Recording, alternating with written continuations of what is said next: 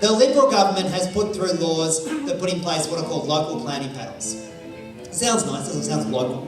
Local planning panel. So who's on a local planning panel? Local planning panels, for the record, decide all the contentious development applications in your local area. Everything under, I think, $30 million. Whenever there's 10 or more residents complain and raise their concerns, it'll bounce up to a local planning panel. It's all the really contentious stuff.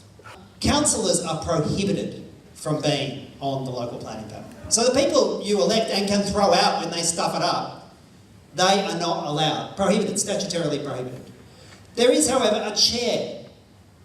Who appoints the chair? Well, the planning minister appoints the chair. But that's okay, it's an independent specialist, chosen by the New South Wales planning minister.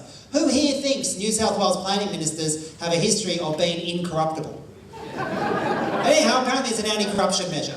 But then, of the 4-member panel, the local council can appoint 2 independent experts. So the chair is appointed by the planning minister, and the local council can choose 2 independent experts. Any independent experts they like, provided they're from a list approved by the planning minister.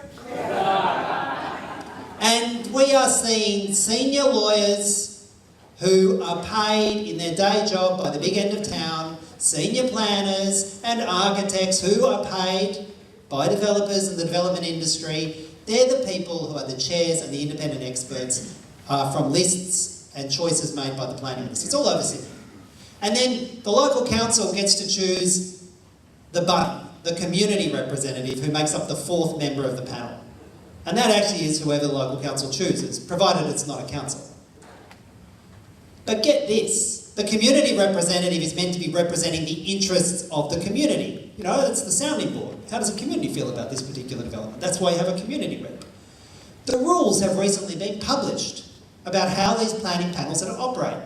And they expressly prohibit the community representative from talking to the community about the developments. Expressly prohibited. If any resident comes to talk to the community rep and says, oh, I've got a real concern about this development, they literally have to put their hands over their ears, run out of the room and say, I can't talk to you, I'm not allowed to actually speak to you. Yeah, it's like some sort of Orwellian concept, isn't it? The community rep can't talk to the community. And then, to add insult to injury, the way the panel works is this. The chair has a casting vote. The chair chosen by the planning minister. So the chair just needs one other person to get on board and they control the whole agenda. But the community rep, if they want to go against the chair, they need to get 3 out of 4.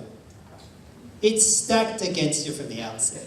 It should have no place in Sydney. We need to get back to the point where planning decisions aren't made by appointees of the planning minister who represent the property industry, but we need to get back to the point where your democratically elected councillors who represent your area decide the future of your area. Absolutely. We need to scrap these laws.